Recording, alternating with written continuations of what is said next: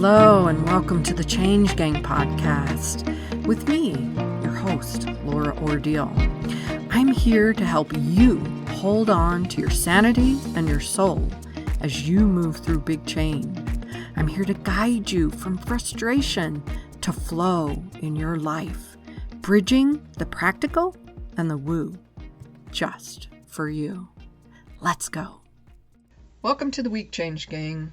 I hope everything is going well for you in your world.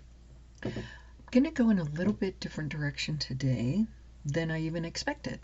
I had something else totally planned for this week to release, but I wanted to come in and share a little bit about my life, my family's life, and something that we experienced and how difficult and yet universal it is. And that is that we had the unfortunate experience of having to experience grief this weekend. Complete, heartbreaking grief. We unexpectedly had to say goodbye to my grandpuppy.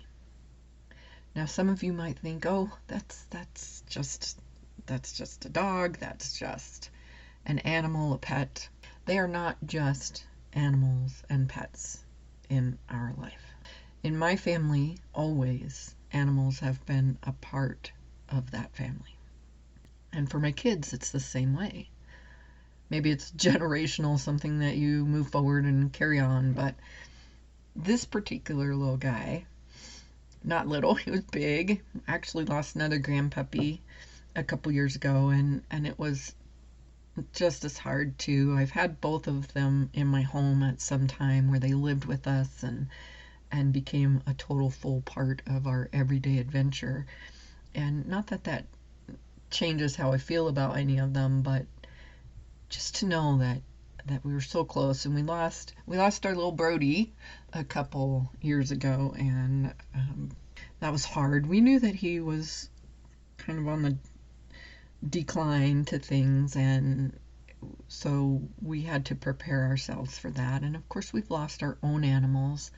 And in some cases, most cases, we were able to prepare a little bit for that. We had an experience with one of them that was pretty shocking and difficult. We had actually prepared, her and her sister, we were going to go in and be with them. And she had a really difficult episode the night before all of that was planned. And we had to let her go then by herself instead of with her sister as we had planned. So that was quite the shock and difficult. And then now with this little guy, Guinness, I say little guy because they're my little guys. He's a big dog. It was shocking. He was doing well. He was having a good life and feeling good and playing and living his best life as is amazing. He was an amazing friend to my son and their family. And all of a sudden he just wasn't feeling so good. He was kind of a little slower, and then yesterday morning he just wouldn't eat and wouldn't move around like he normally did. And so my son thankfully was able to get him in and have him looked at, and unfortunately there was some internal bleeding and some things that were behind it, and what was going on was not something that could be fixed and would give him then a longer life. It was a matter of giving him a few days, a few weeks, and having to go through the pain of the surgery. So he was checked twice that day, and it was confirmed, and we had to let him go.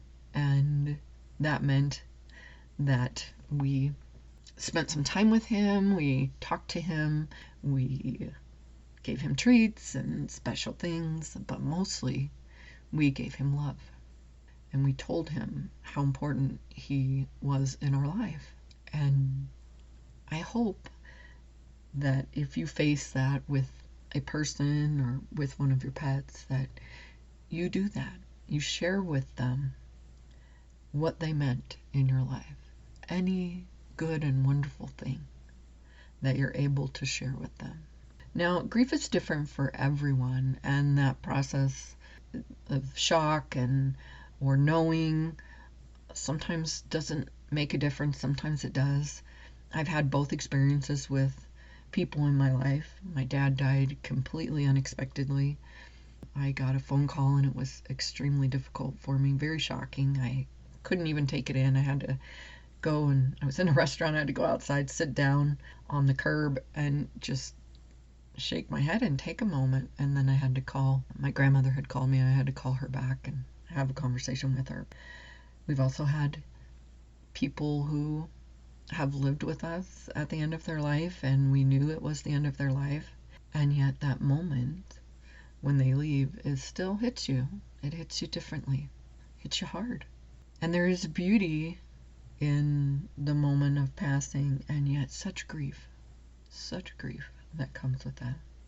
And that grief that comes to a person is different, so different for everyone, and yet it's similar. You might go through anger, you might go through frustration, you might go through that depression, denial, all of the things that they say are stages of grief. And yet you might not. You might experience some of them for a few minutes and then it passes and then you move into something else. And it might be quick that you recover and get back into life and experience what you experience through your days. And it might be harder for you to not cry every day. It might. And it's okay. The thing is, a couple of things about it. It's never convenient. Grief is never, ever convenient. Death is rarely convenient. It can be a relief in certain circumstances, a relief from suffering, a relief from difficulties, a relief from so many things. It absolutely can. The thing with death and grief is that you have to go through it. You will not find a shortcut going through grief. I wish there was one. Actually, one of my favorite shows that I just rewatched is called Eureka. And yes, it's sci-fi, of course. And there's a guy on it who loses his love and he does not want to experience grief. And so this is sci-fi and they're developing all these amazing things. And so they have a fast tracking patch and they give it to him. And so he wears this patch and it fast tracks him at super high intensities through the stages of grief. And it, let's just say it doesn't go super well. You cannot fast track grief. I'm sorry. I wish you could. You move through it, you go through it, and at some point you come out the other side of it. That is a normal process. That is the way that it should go. Does that mean you will be the same person coming out on the other side of it? No. You'll have that part of whoever has left that remains a little bit of a missing part of you. Your heart might hurt when you think about him. You might smile and laugh and have fun memories to share. We have fun memories with Guinness. He ate the laundry room once. And that wasn't funny at the time, but it's kind of funny now. And he had a little bit of a peeping contest with my other grandpuppy, Brody, who we lost. And it was in my house on one of my ottomans. And I can laugh now because it's like, oh, you little boys. But it was not funny at the time, but it's a memory that I can smile at now and laugh and have fun with. And there are so many with all of the animals that we've had, with the people that we've lost. But in the moment, I'm in that grief of losing an unconditional love. And that's what they are. Animals bring this amazing ability to be a part of our lives in ways that even humans cannot. Animals show us that love, that joy, and the happiness, and the willingness to just let go of whatever was. They just let it go. If you had a bad day and you yelled at them, they might slink away and go lay down for a minute. And then as soon as you say something or you talk to them or you come back into the room, it's forgotten. They love you intensely right then in that moment. They support you. They don't care that you had a bad day, that you weren't perfect. They don't care. They love you in such a way that sometimes I don't even think people can understand. And when you give to them, you get it back in huge multiples. It doesn't just come back in kind, it comes back multiplied. So when you lose them, you're losing something so amazing. And my son and his family and all of us, we've all lost that. But especially him today. He lost his friend, his very best friend. That unconditional support.